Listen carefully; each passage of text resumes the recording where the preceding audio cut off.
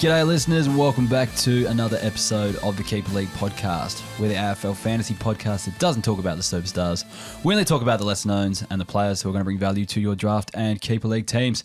My name's Heff and today I am joined by the host of ABC Grandstand SA and ABC AFL commentator Aaron Bryans. How are you, mate? Good, mate, good. Congratulations, by the way. The last time I was on the show, I was the human guinea pig for footy numbers and it's absolutely taken off. Yeah, so. You were the first person to actually... we played at the live show earlier in the year, so the people in the audience, a few people got to go at it then, but you were the first person to actually see it in its kind of most current form or the nearest to. Absolutely taken off. I think that video put out with you got a fair few views. So yeah, I think that's where it sparked the interest for me to actually develop it further and put it out there. So probably thank you for the inspiration. It's a lot of fun. It is. Like you get two types of people. You get certain types of people are obsessed with it, or it's like, it's too hard for me, I can't play it. You get through a couple where you've had a poor performance and you kind of throw in the towel pretty quickly, I think. It's one of those games like you just got to play more and you start to get it, like because the similar type names come up, you know. But gee, it's handy for commentators. Yeah, like, it's an absolute win. Well, that was a big thing. Ryan Daniels over in Perth, I know he's more special comments and stuff like that, but he said it basically counts as professional development for him. So yeah, he's pretty happy with that. Claim those hours on tax. Exactly, yep, on the clock playing footynumbers.com, so why not? Hopefully he doesn't mind me saying that and I just haven't got him fired from Channel 7. But anyway, I got a pretty funny story from the last time you were on. Yes, hit me. So I was at work and people were asking, who you got on the podcast this week, and I said to the guy who asked me, I've got Aaron Bryans, he's from ABC, and this old guy walks into the office at the same time, and he's kind of a bit pompous, a bit of a kind of posh kind of sounding guy, and he's just like, Aaron Bryans, how do I know that name? And I'm like, I don't know, he's on the ABC. He's like, yep, that's it. Every time his voice comes on the radio Saturday morning, I turn off the radio and go and do something else. Classic. And that's our demographic as well. This is terrible. He's not a sports fan in any way, shape or form. So I think that's probably more of the issue there. It's a pretty brutal one. So our show is directly after gardening in the morning, and that is one of the most popular segments, and it's not our audience. So you do tend to see a little bit of a drop-off, which is hard to catch. He well and truly tunes in for the gardening and not the sports show, so he hates sport in any way, shape or form. The main thing is he knows I exist. Yeah, that's it. But it counts. It was just funny that he knew your name, so yeah. Just couldn't figure out where it was. That was very funny. But anyway, had a good weekend. I went over to Melbourne, so I barely watched any football. Had a wedding on, so I'm going to be leaning on you a lot this week. That's right. I saw a fair bit. I picked the wrong games though. As a Richmond supporter, I watched Richmond Freo instead of St Kilda Sydney. You kind of got to do that. Oh no, sorry, Adelaide Brisbane instead of St Kilda Sydney, and Richmond Freo instead of the Giants Carlton. So I missed a fair few of the games that actually mattered. That's okay. That's fine. I got the numbers. That's it. But anyway, we will thank our Game Day squad before we get into the round rewind. So I'm going to spin the wheel here. So each week we spin the wheel, and essentially whatever team name comes up, we give them a free pack of Game Day squad cards. This week, Hawks are up. The winners. So Hawks are up. Get in contact with me, confirm your details, and I will send you that pack. If you wish to enter, there is a form in the podcast description. Jot your name down, your team name down, and then you're in the running to win each week. But thank you to Game Day Squad, who are huge supporters of this show week in, week out. All right, I think we get into the round review. We'll start off with the Collingwood versus Essendon game. I actually did see this one because I only flew over Saturday morning. But the first player on the list here is Steele Sidebottom. So 124 points. Now, it was hard to pinpoint why this happened because he has been on the halfback line. You've got a few theories, I know, but he has been on the halfback line on and off over the last few weeks. My question is, could he be one to target if you're in contention? My thinking is, whoever owns him is going to give him up pretty cheaply. Like, you could probably give away like a 4th, 5th round in a draft, given that he's a year or two away from a retirement probably, and they'd want to be getting anything back in return. What are your thoughts on his performance and then, his potential in terms of trade value? I was very impressed, and the ceiling is clearly there when he gets that role. It's just the instability of it. I think the theory that you alluded to is that John Noble was out on the weekend. So I think that was probably the reason why he found himself floating across half-back, and whether or not his return from concussion will impact him and it'll send him back down to the 60s we're kind of used to. But I guess the part about targeting him if you're in contention is he's a handy loophole option, right? If you had a fair few mids who are a little bit on and off, or it's coming down to the wire. To have him, and Collingwood do play a lot of primetime slots early in the round.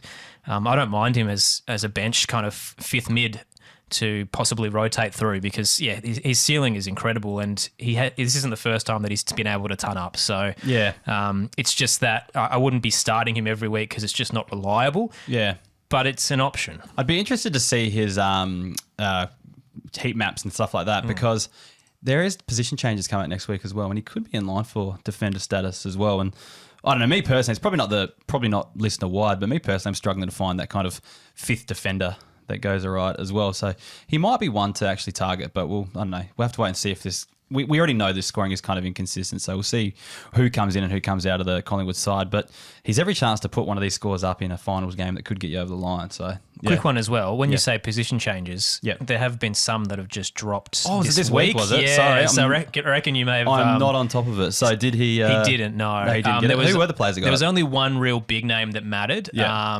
Like Graham got forward mid, but it doesn't really help you. You're looking for mids that get defender mid forward. These days I'm looking for the opposite, but go on. Yeah, the biggest one was Mason Wood. F6 has been a problem this year from a classic perspective. I think everyone kind of knows.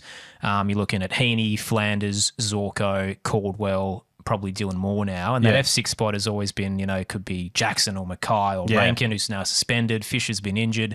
Mason Wood at F6 is a very handy option, I think. I've got him in the Shiva League as well, so no wonder. That's probably why I got a few trade requests thrown out over the last few days. So people are trying to catch you off guard.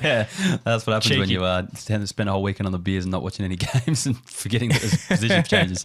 But anyway, that's good to know. The other one, I guess the big talking point in this game was more from the Essendon side of things. Dylan Shield had a bit of a comeback with 114 points. Kind of played that kind of accountable defensive kind of midfielder. And he split forward, I think, as well, a little bit as well.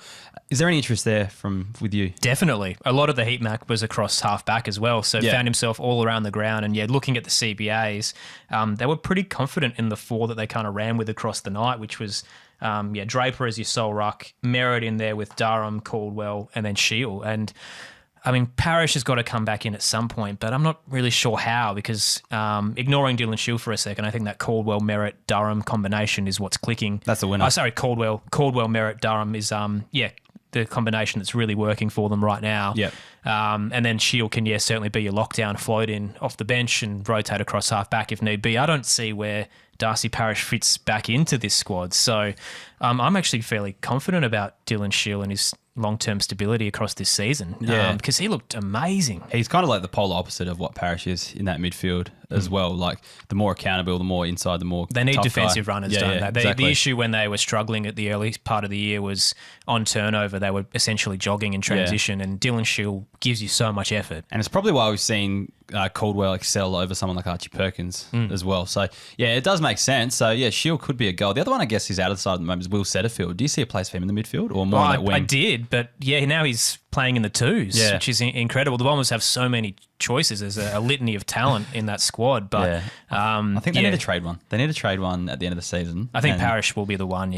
Caldwell is absolutely taking the reins of that spot. And he's just dominated this past fortnight that you can't really relinquish any sort of that time. No, you got to keep him in there. And the great thing about Caldwell as well, Merritt's always going to be the one who gets attention as well. So fantasy wise, he's listed as a forward, could be the player of the year for our teams really, if we're voting on that sort of thing. But anyway, the other one, Harry Jones, Harrison Jones, I guess, whichever one want to call him, 84 points. He was playing on the wing. They had two 200-centimetre wingmen or thereabouts playing with Nick Cox on the other one. What were your thoughts on his role? I loved it. And we've kind of seen glimpses of it throughout the year. His best footy isn't actually when he's got kicking goals. Like sometimes when he plays up in full forward or even as the second tall, he's crashing packs or he's roving and setting up others. But from a set shot, kind of kick mark, kick the goal perspective, he's never really been that dominant, has he? And they've been looking for ways to get him into the game and improve his confidence. He's had so many injuries over the last few years. Bringing him up the ground really relishes what he has to offer, which is, setting up his teammates. Across the wing, he's got a beautiful kick. He fights hard to win the footy. I really like it, and I think they will persist with that moving forward. And he does have that extra bit of height to kind of compete in the contests from like the kick out from halfback as well, and then be the next one to deliver it inside 50. So it is kind of a pretty cool strategy by Essendon. The other option is, which I'm sure we'll get into in a moment, is if Sam Draper is the only ruck in Essendon moving forward, Peter Wright is the chop out who does a good job, then Harrison Jones can float forward. So it kind of works to have him on the wing because it enables, I guess, that triangle offense across the ground. Well, Sam Draper is the next player on the list, as you alluded to. So 79 points. He's got forward status at the moment. What's your take on the Goldstein situation? He was managed this week. Do you think the Bombers want to play two rucks, or do you think the ideal situation is that Sam Draper or Goldstein is number one ruck? Brad Scott's been really vocal about playing two. Yeah. He seemed so headstrong about it. It hasn't really worked. Yeah. And when they've had just Sam Draper, they look significantly better. And there's a lot of other factors. Obviously, the Caldwell rise has helped. But I would persist with this, especially as I just touched on. Peter Wright, and Brad Scott mentioned this in his press conference last week, is actually a pretty good ruckman. Yeah. So to have him float into there as the chop out man and Harrison Jones can go forward, I think it really works. The proof's in the pudding from last week that they played really well against Collingwood. So why would you change a winning formula? And because of that DPP status, it makes Draper very valuable because he's never really been a high scoring kind of guy. He's generally been 60s. Yeah. But as a forward option who can push 80, 90 as a solo ruck, he's suddenly very valuable. I always say the big O for ruckman, if they're rucking solo, should average 80. Yeah. So I reckon that's a good pass mark. Probably about that guy. So the other thing to look at for this week, if he's still sitting on your waiver wire or you're thinking about bringing him in from a classic perspective, Max Gawn is injured and it sounds like he's pretty much 95% confirmed not to play. The right ankle has caused him serious problems. He's on crutches today at training. So I think that means Draper's in for an easier matchup. Yeah, we'll talk about Van Rooyen, I think, later on in the show. But that could be the opposition this weekend. But anyway, just moving on to the North Melbourne versus Gold Coast game. Jai Simpkin, 106 points. If I'm not mistaken, he was mostly on the ball of this game. In this game, I know Wardlaw is out, but what's your take on Jai Simpkin and going forward? The role's been there consistently. So I actually think, I know you touched on Wardlaw not being there. That helped Tom Powell more. I think so. His CBAs saw a significant boost. I think he was there for half of them across the game. So when he returns, he probably takes those. Jai's been there, considering he only missed the one game through injury. The 4 of the last 5, he's had pretty big numbers in the middle, which is a little bit surprising given the young talent around it and the future direction of the club. But he's the skipper. He does fight pretty hard for the footy, good little role player. And with the forward status that he's now got, again, when we're talking about that F6, that's an issue for a lot of people in a classic perspective and in draft where you're looking for some depth, a guy that can go 80 pretty consistently is very handy, and Simpkins' ceiling when he's getting even more midfield time is pushing into the hundreds. So, for those who picked him up early, it's a huge win because I think that role is here to stay. Yeah, I've grabbed him in the classic format at the moment, and I'm pretty happy with it. He's making me a bit of cash in there. Should be able to flip him sideways as well whilst he's putting up some good numbers for me too. On to Darcy Tucker. Now, surely this is the last week of Darcy Tucker. So we've been saying this for about 6 weeks now, I think. Had 80 points on the weekend, but Fisher was out this week, and then McKercher came back in. So it was kind of like a like for like, which left a role for Tucker.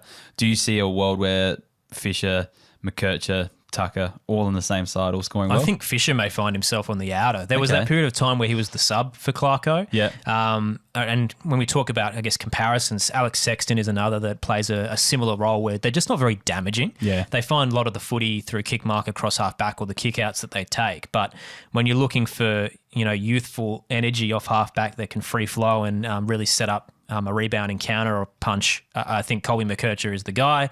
And Darcy Tucker has that versatility to be able to float into the wing role as well. So I'm not really sure about Zach Fisher. It feels like a bit of a bold statement given the year that he's had. But it's hard to crack back in when Colby puts up the numbers that he did. And for Darcy, he's had a pretty sustainable season, I think. It's about the midway point. He's been pretty he's handy. not an elite midfielder from a fantasy perspective, but in a very full league where you're kind of needing depth, he's there every now and again for the odd good score. Looking at some Gold Coast Suns players, I think the last time you were on, you were spruiking Ned Moyle praises there as well. And every time you seem to come on the show, Witz is injured. So maybe there's something in that. But 99 points. Do you see Ned? He's just re-signed, hasn't he, with the Gold Coast Suns? Yeah, he's surely the ruck of the future up there, isn't he? I think so. This is the funny thing was I had a running gag in our keeper league that I called Ned Moore future Brownlow medalist every time I referred to him, and nobody wanted him. I was constantly trying to ship him that he's the next big thing because his VFL numbers over the last few years have been tremendous. Yeah. He looks like a versatile ruckman who can find his own footy but also win a lot of hit-outs comfortably. But he was stuck behind Jared Witts. Ethan Reid came in and it just looked like this isn't going to be the pathway for him. So trying to sell essentially low because there wasn't really a lot of value in him, what I was trying to target was where he would end up. And it looked like it was going to be the Adelaide Crows. They were very keen to get him. Yeah. He re-signs, but then you look at the way they've been structured in the VFL the last probably month, and Ethan Reid's been playing centre-half back. So I have a feeling that they're using his, I guess, height as a swingman, maybe a Jeremy McGovern kind of role where he can play half-back, full forward. And Dimmer loves Ned Moyle. So he's probably the next in line now, which suddenly makes him a very viable option in a keeper league. And then I think a lot of people picked up Ethan Reid as like a rookie kind of stash type pick that were like, oh, this is the next big guy in the future. But yeah, like you said, it looks like he's being groomed as a key position player. So it makes that interesting. If people spent up big and early picks on him, it might be a bit, lackluster. I love him. Forward. I ended up trading him for a future fifth and it feels way under. So a bit frustrated. There's a bit of hindsight involved in that though as well. The other one I like for the Gold Coast Sun is just Mac Andrew as well. 72 points and he helps out in the ruck. So with Witts out injured, it feels like they might be just, helping Ned Moyle get through a little bit easier and using Mac Andrew in there a little bit more. And then when he was in the ruck, he went forward and kicked the goal as well. So I know he's just a player that can do it all. It feels like long term he's confined to that centre half back role, but there's going to be patches where he can do, gets put in certain situations like when he goes in the ruck or whatever, where he could, potentially get that scoring up. So yeah, Mac Andrew, I think he's one to look at, don't you reckon? I think that helps him in the sense that his highest scores have been purely as a halfback where he's getting a lot of marks. Yeah. But if he's having a down game, you can find points through other methods. Yeah. So that's probably a bit more reliable, I think, for Mac Andrew, who looks like he's ready to break out, right? We've seen a couple of really good games from him that the hope is if you target 2025, he's going to be pushing towards one of the elite defenders in the competition. Yeah, definitely. Like he could, just end up being like a Wiedering type who isn't like your first picked, but guy who can just take bulk marks across halfback. The thing I think I like a bit better about him than Wiedering is he probably doesn't play that lockdown role. Oh, of course. Which Wiedering, that hurts him a bit sometimes when he's more one-on-one. Yeah, less likely to have those low scores. But yeah, the marking kind of capacity is there as well, which is kind of good. Port Adelaide versus Western Bulldogs. I did watch this game at a pub. You were commentating this one at the Adelaide Oval. What was your take on Wish the game? I was at the pub. Yeah. It was pretty brutal in the end. It certainly wasn't how any of us anticipated it to go. The proverbial 8-point game that the Western Bulldogs just never got off the flight. The Port Adelaide looked back to their best in the midfield. They were firing on all cylinders. And I know this pod's more about the depth players, but yeah, Rosie, Butters and Horn Francis fit and firing is arguably one of the better trios in the competition. Yeah. They still are struggling up forward. Port Adelaide, defensively, without a Savaradagalia, they look a lot better.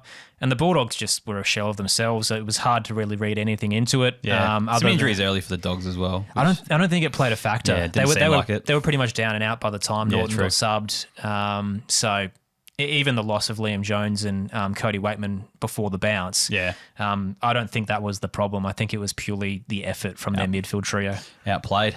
But anyway, so Mitch Georgiades, I think we tipped the cap to that one. 5 goals and only mustered up 88 points, but he's had a pretty good season. He's kicking a few goals. Best forward by far for the Power, I think so which too. Hasn't translated so much into fantasy scoring, but he's certainly kicking a lot of bags. What are your thoughts on Logan Evans? Hard to miss him off the halfback flank with that fiery red hair, but 88 points. I reckon he's got a pretty good role for fantasy, don't you? Yeah, he's awesome. Port Adelaide have loved him for a while as well. It was so clear that he was supposed to be essentially a first-round pick. Yeah. Didn't get taken in the draft, found his way in the sandful. Port Adelaide had eyed him off for a while and was so hungry to get him in the mid-season draft. And he's delivered. He was actually injured through most of April anyway, so when they picked him up, he hadn't played a lot of footy. So he wouldn't have played anyway. And they've still rushed him into the side, and he's absolutely delivered. He pushes higher up towards the wing as well, so he's good in terms of setting up your play out of defensive 50, but still finding his own footy on transitions. So kind of reminds me a little bit more of like a Miles Bergman, who he's probably more wing at times, but can play defensive and push up the ground, which is great. He's only in his third or about to be fourth game. It feels like we've already kind of seen a player who has a pretty decent ceiling. Yeah, like if you look at him on the breakout tracker on our website, he's already up there in terms of the graph of like a career average after 3 games is better than most people's, first 3 games. So yeah, pretty interesting to see. The other one that caught a lot of attention last week was Rory Lobb going to the half-back line. Kind of got ruined this week with Norton getting injured. Do you think he remains on that half-back line, if they bring someone else in next week? Thankfully, they flipped him back in the final quarter. Yeah, so, okay. And I really like the role. It's we give Luke Beveridge a lot of grief for not playing, I guess, superstars with a lot of accolades in their correct positions. But Rory Lobb was kind of stuck in limbo, and this has kind of revitalised his career a bit. Yeah. Last round, he had a weekend high amount of intercepts across every game. And then, he started there against Port Adelaide. The Norton injury happened, so they have to float him around a little bit, but he found his way back there, 71 points. Like it's a pretty handy option again when we're talking about forward depth that you kind of want your players in defence as much as possible because that's where all the points are these days. Yeah, definitely. So his intercept marking is very strong. Yeah, 100%. So no, I didn't realise he went back there in the end. We did kind of leave at 3/4 time-ish. Oh, so, the game was dead by the time he did. So. Exactly. So no, that's good to hear. The other one is moving on to the Geelong versus Hawthorn game. Another one that was kind of highly touted during the preseason, hadn't come to fruition until now.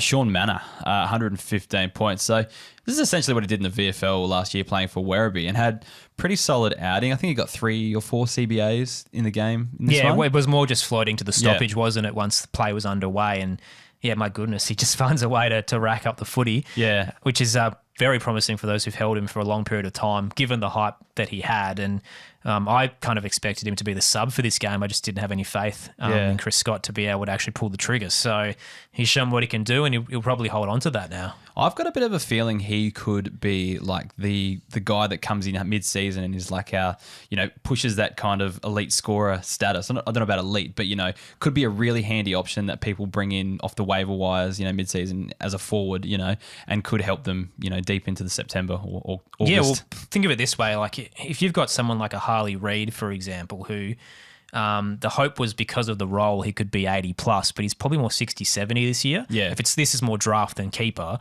I actually think Sean Manor has better potential for fantasy scoring than a Harley Reid. Yeah, absolutely. So could be a good option. I know a lot of people are thinking about trading him in this weekend. They're classic sides, but if he's floating around on the waiver wire, he's one you should definitely be looking at. Sam De Koning, 106 points. I believe he was continued in that ruck role that we saw a few weeks ago when he got smashed by his brother. But I guess he seems to be, blossoming in this role a little bit because Lloyd Meeks had a pretty good season well and came up against him. So no easy beat. He got forward and kicked a goal or 2 as well. So I don't know. Do you think Sam De Koning can develop into a ruckman, or do you think he's best still down back? My issue with Geelong is that they just don't know what they're doing with their ruck situation, and I think they haven't for like 5 years though. Well, I mentioned this about a month ago, the last time I was on, that Toby Conway was their guy. Yeah. And now he's been injured and just hasn't been able to find his way back in. So, I'd rather Sam De Koning, if I'm a Cat supporter, which I'm not, but if I was, I'd rather him playing down back because he's very good down there. Yeah. And Toby Conway's shown that he can play as the number 1 ruck. So I think this is just a temporary solution while he gets fit again. But again, the versatility that he can start as a defender and then maybe even chop out Toby Conway in the future, which is the problem they've been having, is when they played Conway, Mark Blitzavs at times was there to help him, but it wasn't really a great option. Yeah. So to be able to play Conway and maybe use De Koning as the backup, it might be better. That could be more of your long-term solution. Yeah, hopefully Chris Scott's listening to the podcast. But please. I know Sam De Koning owners, there wouldn't be that many out there, especially if you're playing a league that doesn't have waivers. Yeah. So your draft is your draft. He's probably sitting on the bench. I don't think many people would have him. No. Yeah, definitely. Lawson Humphrey is the other one I want to talk about. So I watched him more last week, but 77 points. He just seems to play the right role for fantasy, that halfback flanker type. Looks like a pretty good user of the footy. What are your thoughts there? I rarely grab rookies at basement price just to see what they do first in case they go backwards and never play again. But I got Lawson in the first as soon as it was announced because his VFL numbers were tremendous. And it just had a feeling that amongst the options that weekend, he was going to be the best, and he's backed that up, hasn't he? Yeah, definitely. That halfback role's been great for him. it doesn't feel like he's going anywhere anytime soon in terms of the players that can come back in for Geelong. I don't think they hurt him. Yeah. So, yeah, I'm pretty happy with how he's rocking and rolling. Yeah, he's definitely one to stash for the future, I think, as well, because I reckon he'll be a decent scorer off that halfback line for the Cats. Onto the GWS versus Carlton game. I think when I checked this score, Carlton were up by about four or five goals. Blew about 30-point lead, yeah. Yeah, it was crazy. But, okay, some interesting names for the Giants, really. I've got nothing to really talk about for Carlton because they're all pretty lackluster in terms of fantasy scoring. But Isaac Cummings scored 99 points, and he was, well, the highlights I saw, he was lining up on the wing at the centre bounces. Yeah, I'm the same as you. As I mentioned, I was watching the Richmond game. Yeah. But I did catch the highlights and had a look at the numbers, and I got to see the Giants the week prior when they played here against Adelaide. Yeah. And Josh Kelly was in the side when that happened, but Cumming was still floating up across the broadcast wing a fair bit. So he was finding his own footy across the half back line, but then pushing up in transition to receive it, whether someone had marked and he's running on the outside a shotgun and then kicking into the 50. So he's finding ways to find points differently. Yeah. The issue, I guess, with this one is like 99 points because Josh Kelly wasn't there. You take the 2 goals out, which isn't going to happen every week, so that brings him back down to, 87? Yeah. I think the week he played here in Adelaide, where I thought he was really prolific, and then looked at the numbers and he had something like 60. Yeah. There was 3 frees against, I reckon, in that game. Yeah. But again, that takes him to 70. So if you go take the 2 goals out, he was 87, and the week prior he was supposed to be 70-something. So I think the Josh Kelly roles helped him a tiny bit. And he's got like 4 weeks of that, if that's the case. Yeah, but I don't think it's enough to make him elite. Like it's handy, again, if you've need defensive depth to grab him. I don't think you'd be throwing out a starter to try and pull him in with even though Josh Kelly's out for the 4 to 5 weeks, and that's probably the start of most people's finals. It hasn't pushed him high enough to justify throwing out something stable. Yeah, no, that's fair enough. I was thinking there could be a bit of a play there off the waiver wire. Maybe if you need a short-term hit in defence, he could score okay, but yeah, may not be the long-term option. Connor Iden's the other one. He's actually officially too good for the podcast. He's had 3 80-plus scores in a row now. I mentioned on the podcast last week, Lekalia has been playing more consistently since he's come in, but also Taylor's been out as well. What do you think the uptick in scoring has been for Connor? 100% has been freeing him up to play as the interceptor rather than one-on-one. Yeah. So he had a game-high 9 intercepts, I reckon, against Carlton over the weekend. And, Lekalia takes the main target. Yeah. He gets to float across.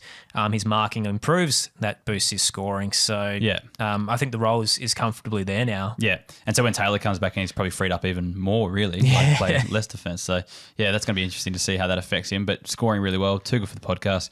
Congratulations, Connor Iden. And just tip of the cap to Harvey Thomas, had 81 points, 5 marks, 4 goals, kicked the goal, but the small forward role doesn't lend itself well to fantasy scoring for the most part. Gold members, thank you to the following people who have signed up to support the show. We are a member-supported podcast, and all the members out there keep this podcast going on into the future.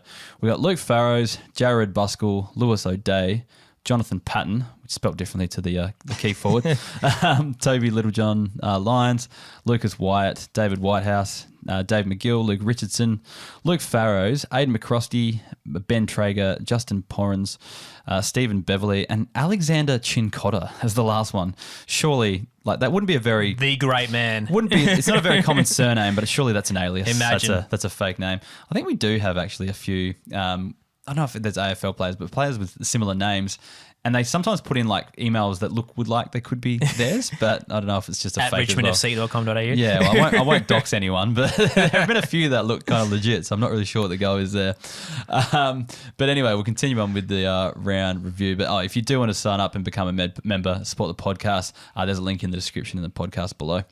All right, your Richmond boys, how'd you see this game? They got off to a bit of a decent start, but then it's pretty inevitable that it was a miserable game. To fall away. Yeah, just wet, and Richmond were never really on their level, but close enough that they just lingered. It was, pretty brutal to watch, and I don't know why I persisted with it when there was so much happening in the other one. Yeah, you got to support your team though, and sometimes it is interesting to see how younger players develop. Like the period at Port Adelaide from like 08 to 2012, like legit some of my funnest times at the football, just because there were like no expectations. Plus there's always that excitement. This guy's debuting this week, or this young player's starting to get in a role, so you can watch them. Like I find that I found that more like happier times of the footy than when you've got a decent side and you're just not winning flags. Like you're not. I'm very getting to the privileged finals, as so- well to just be carefree right now. Yeah, Like exactly. we won 3. Yeah, exactly. And my mantra has been that look, Tassie's coming in 2028. Oh, you guys are in a good position. This is Sydney's era, so Yeah. you don't really want to be trying to fight for it right now. Why not, get the picks in while you can before, it gets really hard to bring in talent. And that's going to be interesting at the end of the year because like you got a few on the cards like Bolter, Rioli, Zeb Baker as well. Like could be going. You've given up a bit to get into Taranto and Hopper, but you could be getting them back with losing those guys. Yeah, as well, I'm kind of, I hate to say it because I do love these boys, but I was very much trade Baker if you could get 2, if not 3 first rounders from Freo because they've got 2 this year and a future first. Yeah. Sounds like he's going to go to West Coast, which is a bit of a shame, but I would have loved 3 firsts for him if you could pull that off. And Daniel crazy. Rioli for 2, like just do it. I know it's a shame because they're these club greats who've won flags with us, but you're looking at that new era and these guys are, pushing the late 20s. There's a lot of mids available in this upcoming draft and Richmond need them. So, I'd be getting as many possible picks in as And you then can. I suppose Dusty Martin's always on the cards to go up north as well. So there could be a bit of a Who knows what the combo for that could be? Probably 5th round. yeah. But then you'll get some other like Josh Battle will get 2 first rounders. So who knows? It doesn't make sense.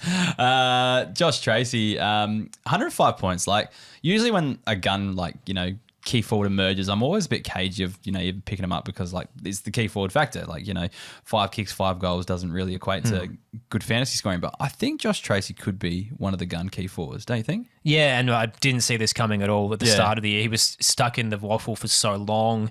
Was he ever going to break through? The rise of Jaya Miss as well, and Luke Jackson rotating forward. I just didn't think he was ever going to get this opportunity, and he's absolutely relished it this year. Cyclone Tracy, or the big Kahuna as they call him, like it's he's clunking them comfortably in packs, happy to lead out, doesn't get in the way of other players. Yeah, as you said, it's. As a key forward, he kicked 5 goals to get to that 100, so it's not going to happen every week. Yeah, but he's good for probably 2 or 3 most weeks, really. Yeah, and I think he's locked into that side. That's the main thing is he's going to play pretty much every week now. I think it's just like his contested mark as well. Like he's a big dude, can take him. So, yeah. Confidence is there. Even like players like Charlie Dixon were serviceable in their peak careers, like can get you like an 80 every second or third week by taking a few marks and kicking a bag. So, and he's probably a bit more mobile. Well, in a league with a deep bench, like you can target opponents, right? When they play North Melbourne, when they play West Coast. Yeah, correct. So, he's one I like the look of. Corey Wagner's another one, 93 points. He's on the 2G4P bubble as well. Playing that half-back role and just eating up most of the points back there has come at the expense of like Aish and Chapman a little bit. But, where did this come from? What are your thoughts with Wagner? Because I didn't even see him in the side, really. Getting a bit of deja vu. I think last year he was when he kind of bobbed up the first time and you asked me about him and I was like, who is this guy? And he was scoring very well. Yeah. Now he's doing the same. Like it's purely the role, isn't it? It's just a matter of who's at the expense of. Like Alex Pearce is in the side. It's not the same role, but does that change the... They've put in an extra runner over the organisation, I guess, of that back 6. Noddy, Nathan O'Driscoll's playing in the 2s. He played last weekend, so he'll come back in soon. He's more kind of defender mid, but again, it's just names that are possibly going to take other people's spots. Yeah.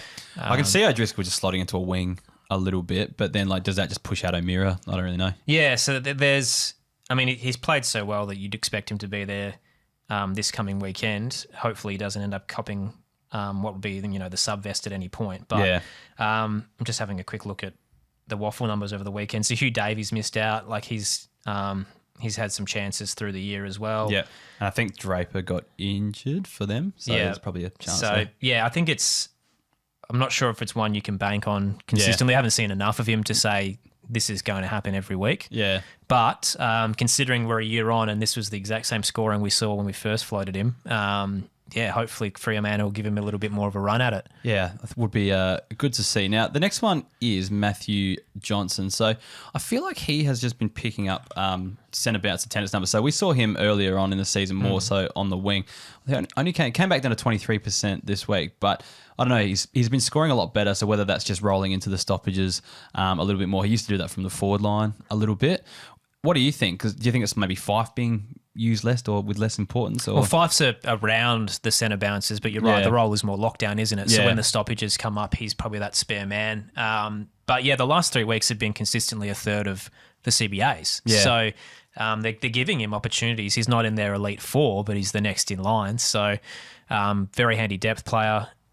Wouldn't mind it as a one to look at, considering we've seen in the past not only the 92 he got on the weekend, but I'm pretty sure he's been able to turn up a couple of times. So Yeah. I don't mind it with Fife essentially at the back end of his career, or the twilight of it. Jono may be the next in line, because Neil Erasmus is just nowhere. Yeah, I think Jono's going to be the next in line. Yeah, I think so too. So keep your eye on what happens there with Fife and that going forward. I think Fife is kind of being pushed into that tagger or defensive role, because like it gets him in his where he should be in the midfield, but gives him a prominent role as well. And I think he's the kind of guy who would be happy to take that on. But yeah, it might free up Johnson a little bit more. And then I think going forward, Johnson's probably the next guy to go in there. Jacob Hoff has had a good return from injury, 92 points. Do you reckon there's any chance he stays injury-free from now on? That's the tricky one, isn't it? That he strings a few games together and then he disappears for another month. And even when he is around the ball, like, he's never been a massive fantasy scorer. He does pick up a good kind of 25 touches, but isn't able to kind of fill out the stat pad. Yeah. So I've never really liked him from a classic perspective, because he's just never going to be a premium option. He's very handy in a draft perspective in deeper leagues as an M4. Yeah. But how often are you going to get him? He's like Dion Prestia. You get 2 and then you miss 4 and then he's back again. Yeah, so that's it. No issues with his scoring really when he's in. Yeah. He's probably not the kind of ceiling guy, but he's the handy inside guy that does get you 80 to 90 most weeks. But yeah, it's just the availability. What do they say? The best ability is availability. That's right. Mouthful. Don't quite agree with, but anyway. Melbourne versus West Coast on the Sunday. Trent Rivers, 124 points. Do you just put this down to being the next guy in since Petrarca's got injured? I'm surprised we're talking about him. He's fully too good for this podcast. Yeah. Like the keys to the midfield have been 100% handed to him. And unfortunately for Melbourne fans and for those who own Clayton Oliver, he's just not damaging enough consistently. So when you look at the CBAs and the key players they're putting around the ball, it's Oliver, Viney, and the last 3 weeks, Trent Rivers, Tom Sparrow's the fourth in. Because Oliver's not doing anything hurtful with the ball and really punishing opponents, Rivers is the guy who's breaking the lines for them. Yeah. So I just can't see that role changing at all. Like Pickett every now and again is a good little burst of speed and electricity, but they need him up forward because their firing power isn't really stable enough. So Oliver's not working. Viney's kind of more run with. Rivers is all of a sudden your A-grade midfielder, and it seems to be working for them. There are like he did like the reason why he's not too good for the podcast, he just hasn't put together those 3 80+ scores. But looking from the moment that Petrarca did get injured, he's gone pretty much 0% CBAs for a lot of the season. And then he's gone 80, 69%, and then 83. So, yeah, the bump in the centre bounce attendances and the midfield role is going to be huge for him. There was back in the season. a lot of junk time in this game, though. So yeah, that's true. I watched this pretty thoroughly. And, guys like Christian Salem, who were nowhere near it at half time, ended up pushing towards a ton. Well, that's what I've got written down here, West Coast factor. So, like, you got Caleb Windsor, 114 points, plays an outside role. You've got Kay Chandler with 81 points, Tom McDonald with 84 points. Like, you wouldn't be backing this in against most sides, They were right? witches' hats that whole game, really. There were little spurts of, Oscar Allen had a pretty decent game, but, and Liam Duggan probably was the heartbeat across the afternoon. But it's just too easy to transition against them, and it's almost like a training run. And when you've got you guys like Caleb Windsor who can easily take that kick mark and go, there's no pressure on him. He can run and race towards the 50. So he really relished it, as did most of the Ds. Yeah, exactly. You mentioned Oscar Allen. He did 77 points, so 4 goals, didn't crack the 80, or couldn't crack 80. So it's not a great sign, is it? Yeah, it's not quite the best for fantasy, but I just wanted to highlight that as a decent return. And if you're streaming him or whatever on those performances, you would have been pretty happy. The big one for me is Jacob Van Rooyen. So do you think he scored 103 points this week? And that was largely due to quarter 4 being the number 1 ruck, really. Yeah. Do you think he just plays as number 1 ruck this week? They don't really have anyone else in they got that guy from Will Verrill. That's right, I've kept an eye on his numbers because I've got him in a keeper league just in case this happened. He hasn't been that imposing the last fortnight. He had a pretty good start to the year in the VFL, Will Verrill. Yeah. A lot of hit outs, bit quieter over the past couple of weeks. So I'm not really sure what they do because, as we mentioned before, their forward line isn't functioning. And Van Rooyen had, I reckon it was like 4 goals or maybe 5 by half time. They have Tom Fullerton on their list. Am I They do. I think he's been injured. Okay, so he won't be coming in. Yeah, I don't know what they do if they pull the trigger on Verrill and give him a go. Yeah. Because Gawn's Gordon's pretty much not playing. It's been essentially reported that he's told Mitch Cleary he's pretty done. And yeah, JVR's so important up front. Yeah. They probably just have to give Verrill a go at it. Maybe pick him up off the waiver wire just in case something Or do happens. they throw like a Ben Brown in or something, That's just true. a big body? Yeah, just someone that can do it. He's tall enough for it. Yeah. But, I'm not sure whether he has the athleticism. That's all.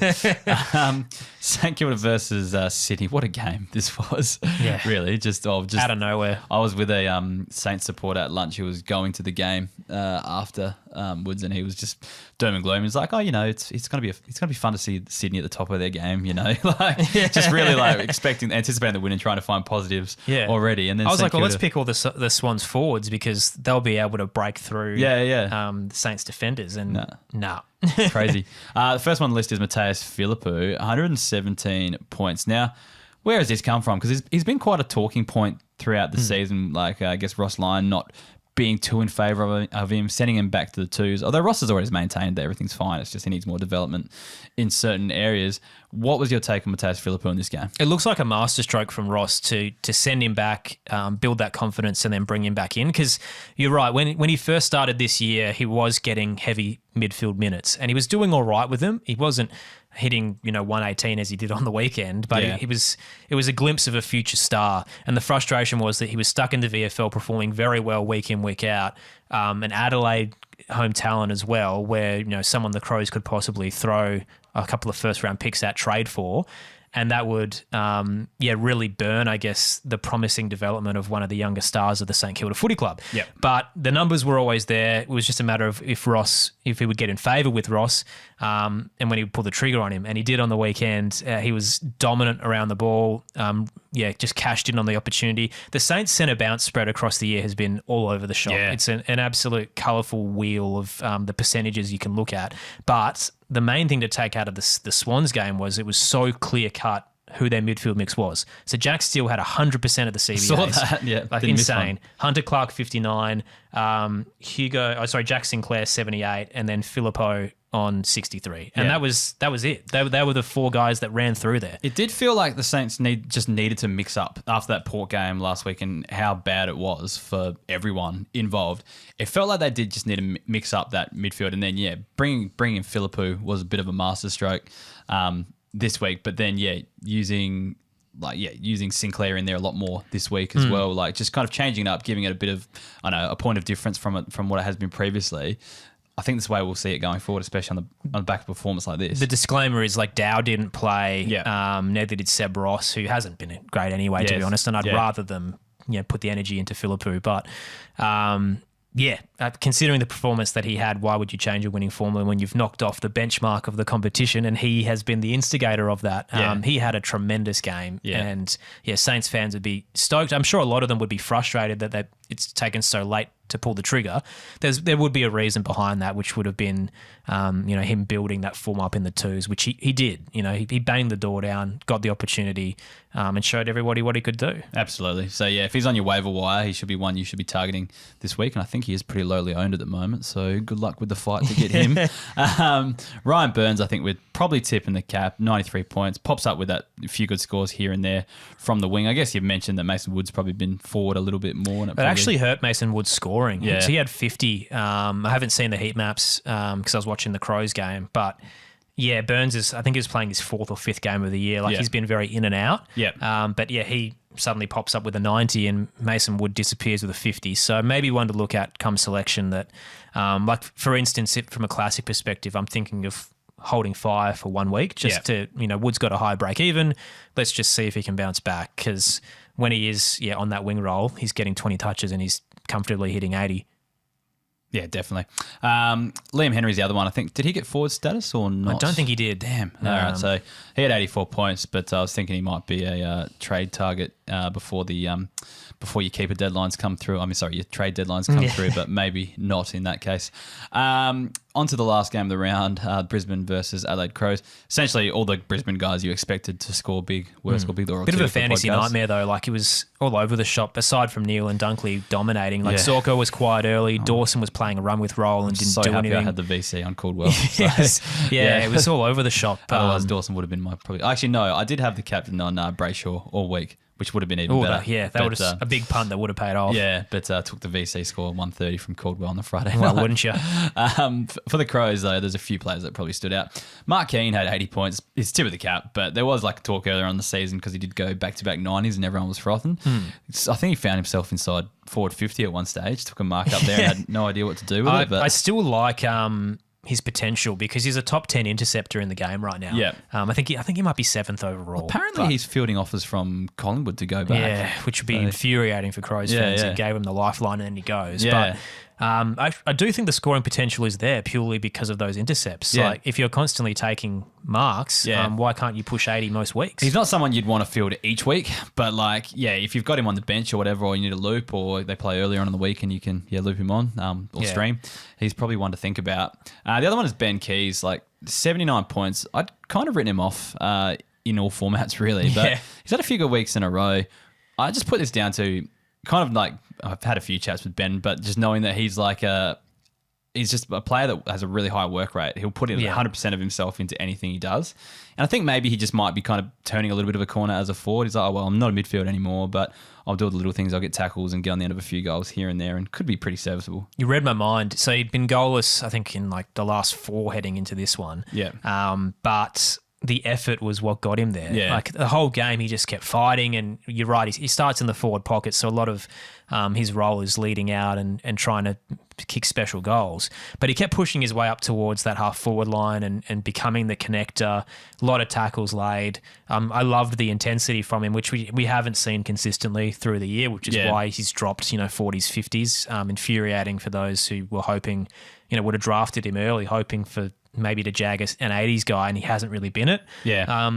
I'm just not sure if this is going to be reliable considering the state of Adelaide season. There's going to be games where they just 100%. totally switch off or get obliterated by better opposition. Yep, definitely. I think they've got the Saints this week here in Adelaide. You're probably calling that one. I do, yeah. And I've said this a couple of times because I love people listening to us and I always like to spruik what we do. Yeah. But there is another game on that night that is significantly better than the one I'm doing. So I totally understand if you do not listen to the Call of Adelaide and St Kilda, because I think Melbourne play that night and it's... is that against Essendon? Yes. Yeah, and it's like, you'd watch that in a heartbeat. Yeah.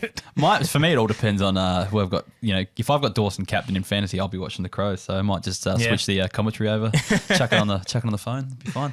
But anyway, we'll move on to the listener questions in a second. That concludes the round rewind. But I just want to thank the other lot of gold members I've got written down here. So thank you to Will Mattock, Joel Davinish, Dale Gaskell-Karis, Jake Miller, Tim Fuller, Alistair Black, Kevin O'Malley, Riley Black, William Kwan, Blake Ellison, Chris Williams, Jack Collins, Adam Brady, Joel Sardis, Jake Thresher, and Brett Riley. Thank you for supporting the podcast. And if you want to jump on as a member, get access to all of our bonus resources, head to keeperleaguepod.com.au and click the membership button. And there's also a link in the description below. All right, a few questions here. So for those teams out of finals, this one comes from Diddley Docker. For those teams out of contention, looking forward to 2025, who do you think will be the top 6 forwards next year?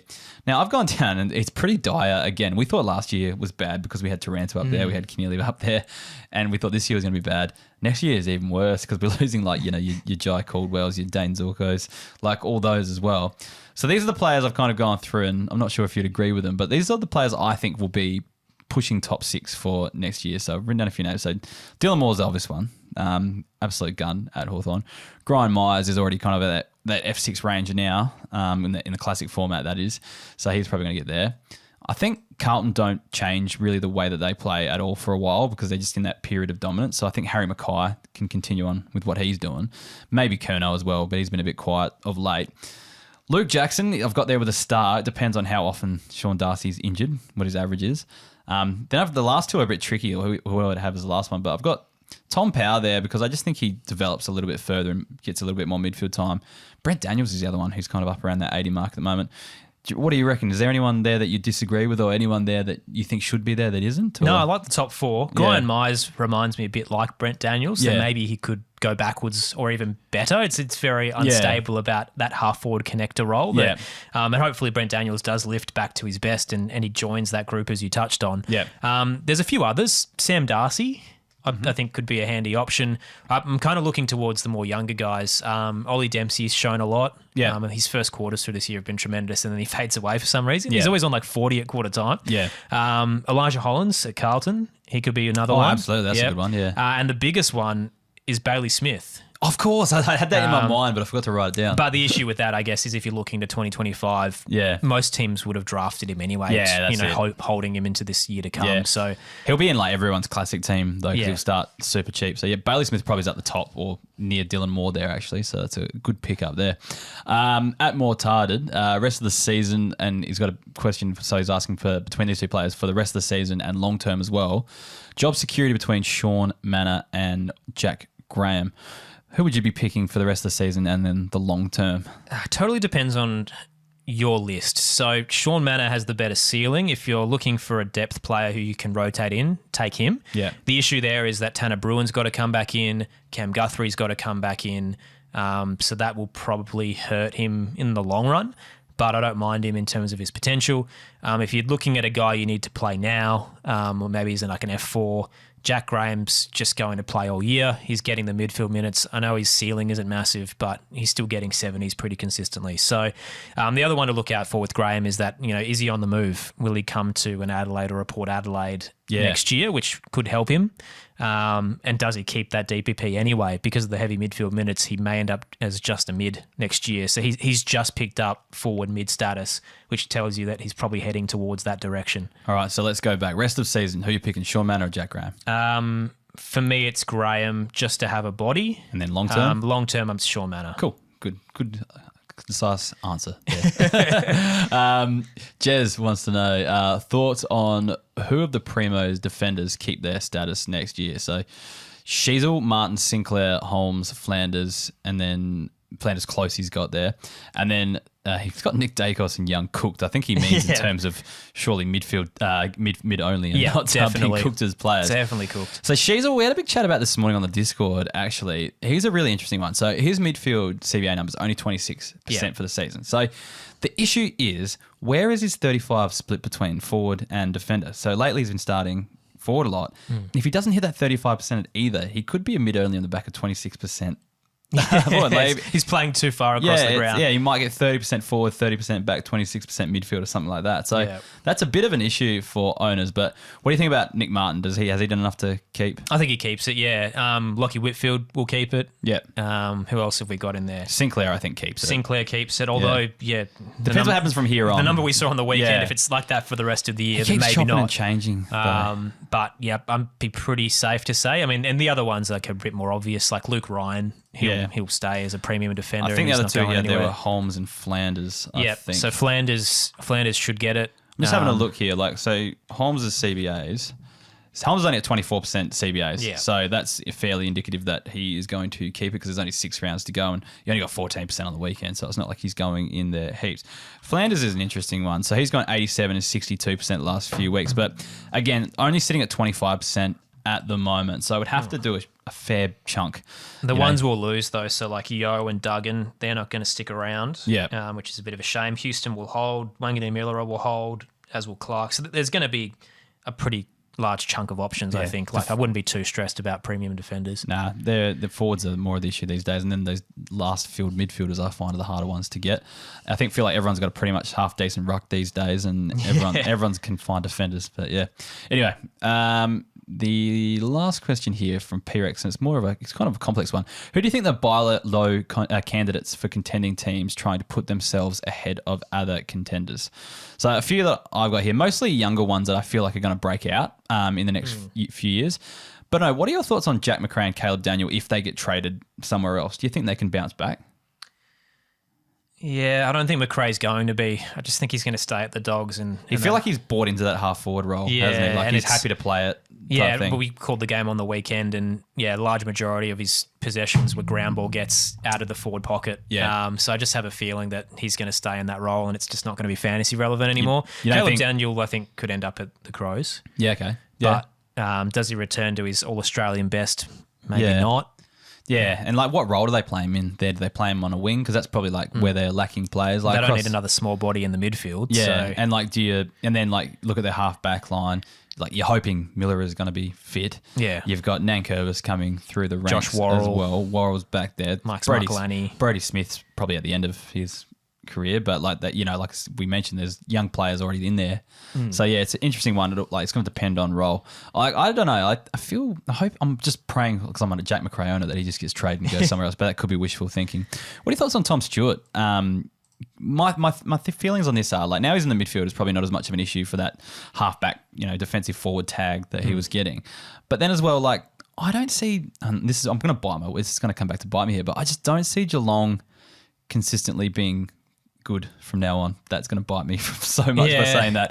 I feel like they're playing up, their ladder position is above where they've been playing this year for a good chunk of the season. They've lost that aura a bit from the start of the year, haven't they? Where exactly. It felt like even though they were young, still they were smash Hawthorn on the weekend, but they'll still compete. They'll still be in the finals. Will they do any damage? So my thought there is that he just cops less attention because people don't worry about Geelong as much. And the thing about Tom Stewart that I like is the flexibility now. So it's not so much the midfield minutes because that's not going to happen every week. Yeah. But it's if he gets that halfback tag, he can go in there, and if it's not there, he's back to his best running and intercepting. Yeah. So I think he's got options now, whereas there was a few weeks there they just didn't know how to get out of it, and he was getting punished from a fantasy perspective. So yeah, now he's got the ability to float in there.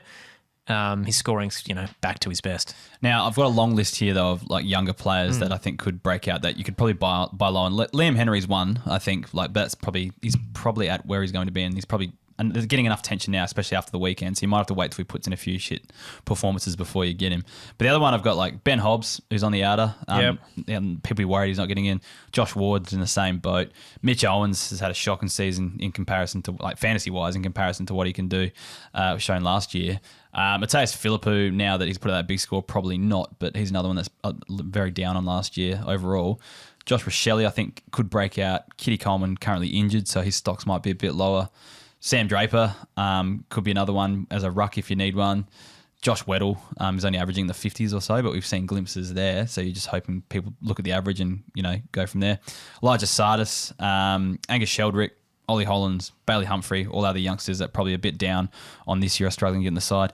Any you want to add to that? I was going to jump back to the best buy low candidates for contending teams. Oh, sorry, it's contending, yeah. Yeah, I was thinking, what about Riley Bonner?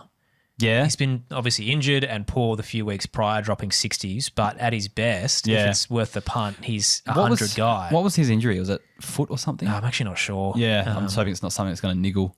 Yeah, for stick the rest of around. the year. But I think from a contending team, you're kind of looking for players that have been traded out over the past few weeks because they've underperformed, but have shown that they can get back to that best. And Riley Bonner for me was a top 6 defender for a large majority of the year and has fallen completely off a cliff. And Tom Stewart's exactly like that.